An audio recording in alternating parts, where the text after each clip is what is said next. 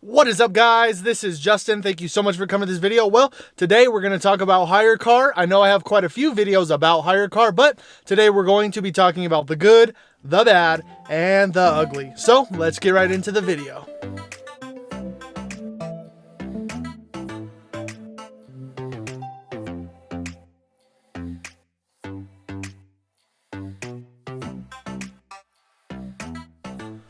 So HYRECAR, if you guys have watched my videos in the past, I'll leave a link up right here to a playlist of all the videos I've made about HYRECAR. I make quite a few videos about HYRECAR, and I'm a big proponent. I really like HYRECAR. I have 2 vehicles that I rent out full time on HYRECAR. I really like it, and I don't plan on stopping. Next year for 2020, I plan on getting another 2 vehicles to rent out on HYRECAR to make more side income, more passive income, and then eventually scaling it to hopefully a full-time income for my family that's super easy and passive.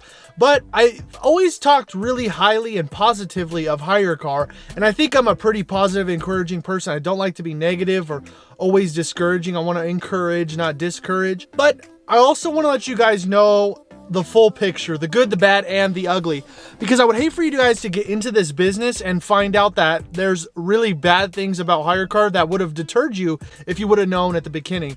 So this video is not meant to bash HYRECAR, not meant to discourage you from doing it. I think you should get into HYRECAR, but I do want to let you guys know the full picture, the total thing, the good, the bad, and the ugly, everything, so that you can make a good decision if this is for you or if it's not for you. And that's fine. There's tons of other opportunities out there that might be better fit for you rather than renting your cars out on HYRECAR. I'm gonna just get right into it, but I'm gonna let you guys know the good first, because I think there's a ton of good in HYRECAR. I think it's a really great market that's serving really well. I love to be a part of it, but there's also some things that I don't like about HYRECAR that they could change. I think they should, and they could get better at. So let's just get right into it. I'm gonna take enough of your time. All right, so the good sides of HYRECAR are it's semi-passive income.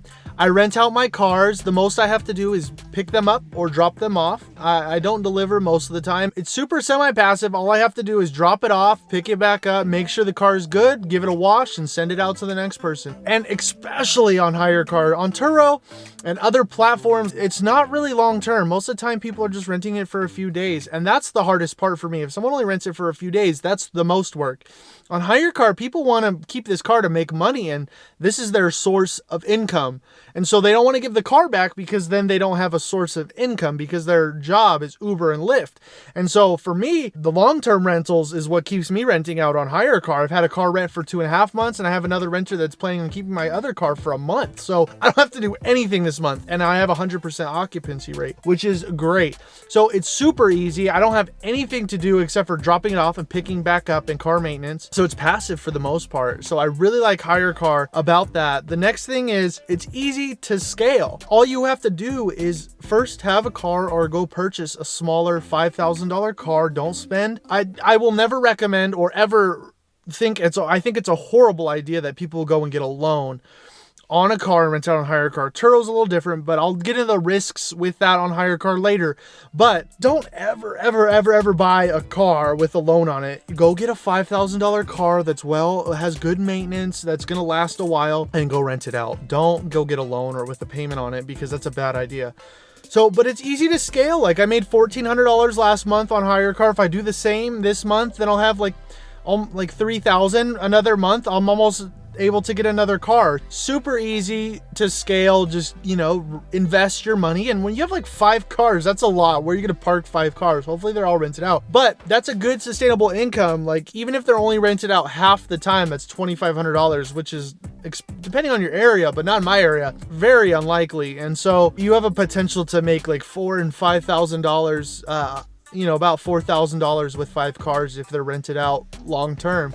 And so that's great for me. So I love that it's easy to scale, semi-passive income, and it doesn't take a lot of skill to get into. You don't need a marketing background. You don't need all these sales backgrounds and all this work. You just, for the most part, HYRECAR is underserved by owners. And so this all depends on your area. But in my area, I list a car and it's rented because people want to rent out cars that are, first off, well-maintained, clean, with good owners. Like, I take care of my renters. I make sure that's all oil changes are good to go. I'm communicative. I talk to my renters, and you know, I am a good owner to my renters, and I want them to make the most money they can. You need to know a little bit of car maintenance. If you don't, great, you're on YouTube, you can learn.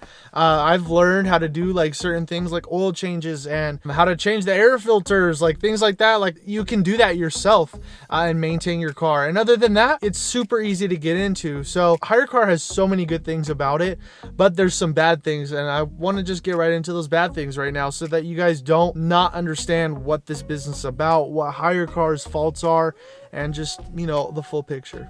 So the first thing that's bad about HYRECAR is the renters. There are bad renters on HYRECAR. There's gonna be people that don't take care of your car. They're gonna leave it dirty. They're gonna not tell you when it needs an oil change. Like, they're gonna not return your car. Like, there's all kinds of people that rent out on HYRECAR, and there's really good people. There's great renters on HYRECAR. I've had some really great renters, but you got to think also people that on HYRECAR that don't have great credit, they can't go and buy a car, like these things that have stopped them from going other avenues and using HYRECAR might not be the best clientele, which is fine. I'm totally fine with that. I don't judge people because they don't have bad credit, because I had bad credit. I don't judge people because they can't buy a car, because I couldn't buy a car at one time. I've had people that just don't communicate with me. They don't return the car. I've had people steal my car. And when someone signs up for HYRECAR, they go through a background check and they have to communicate with HYRECAR. They kind of have a more personal onboarding process, or are trying to anyways. So I think that there are good renters, but there are some bad ones. And you know what? I've started to learn from myself that I've had these gut feelings about renters that are coming to pick up for me, and I didn't listen to them, and every time that I've had a gut feeling about a bad renter, it went bad. I've had to turn people away when they come to pick up my car. You know what? I don't want to rent to you. And that's not me judging them based on looks.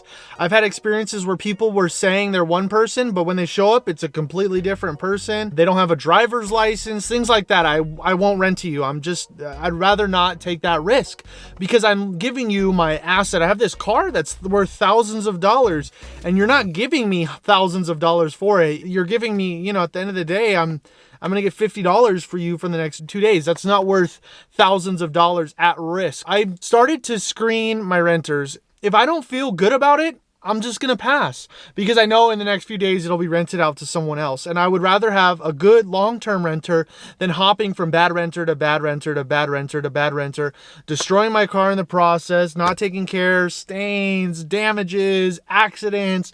Not worth it. So I've learned for myself and mitigated that risk by just screening screening my renters a little bit better, and not being afraid to not lose out on the few dollars that I'm going to get from that renter, and just waiting for the next one. It's just not worth it. It's not worth that risk. And also, I've installed GPSs in my car since my car got stolen. I didn't know where it was. I couldn't go pick it up. This person wasn't telling me where it was at. I have a whole video on how it got stolen. It was a little older video, but you guys can go watch that if you want to see the whole story of everything that happened. I made a video. Since I've gotten a GPS, I've got automatic. It's super cool. Lets me know where it's at, how many trips they've taken, how much they're driving the cars. It keeps track of the mileage. So I know if they're going over on miles on my car, you know, they're putting quite a bit of miles, but now I can know exactly. And I have a record and proof of how many miles they've driven every single day, which is cool. I get crash alerts. It lets me know a bunch of other stats on the vehicle if a check engine light comes on. So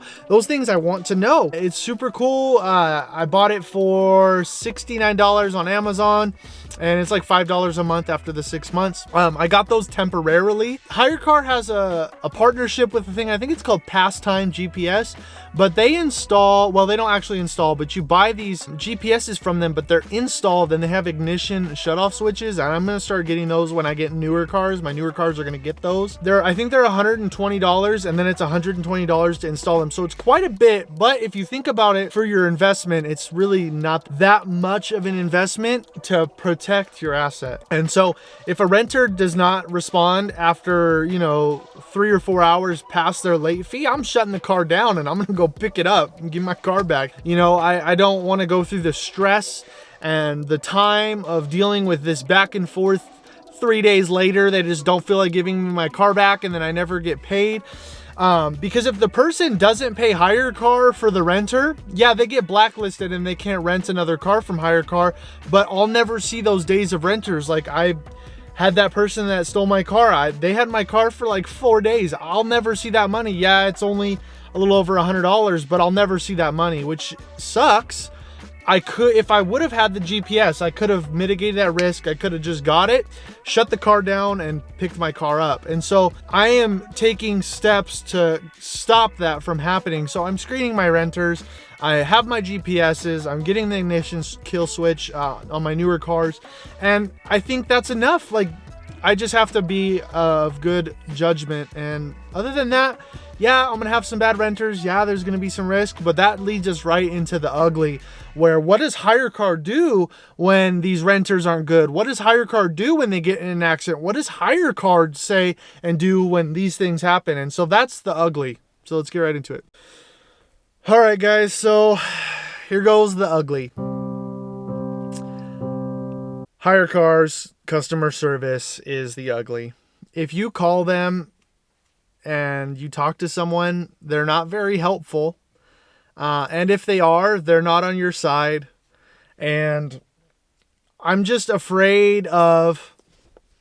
So look, this is where this is coming from. So about maybe it's a month and a half ago, my car got stolen. I've mentioned it a few times in this video. They got into an accident, not a huge accident. The car isn't totaled. There's some scratches along the front bumper and the rim. They probably hit a curb or a wall. The bumper's still on, but it's scratched, more than a foot of the bumper. And I put a claim in, and it's been a month and a half, and I've called HYRECAR. I've called my personal account manager that I have with HYRECAR, and it's just dead. Like, my attitude towards this would probably be way different if my car got totaled from a driver, but it's just some scratches. Yeah, it needs to be taken care of. Yeah, there's huge damage on my car, and that needs to be settled with the insurance. But why on earth is it taking over a month and a half to settle a claim? Why are they not calling me back? Why are they not answering these calls? And so the risk is you're renting out this car, but is HYRECAR really going to support you if anything goes wrong? And I feel like no. If something goes wrong, you have to support you. You have to back yourself up. You have to document the claims. You've got to do all this stuff. And I don't know if HYRECAR is going to pass me off and not even deny my claim. I don't know why, because I've documented it. It's clear the person stole my car, for crying out loud. And why? So I don't know if this is their insurance company, because HYRECAR doesn't provide their own insurance. They provide it through a third party, and their insurance is whack, or HYRECAR's customer service is whack, or their claims department is whack. I don't know what portion or what part of HYRECAR or their third party is dropping the ball on this, but imagine if I had a $20,000 car with a loan on it and somebody crashed it and they just ghosted me. Like, that's poor business. That's poor customer service.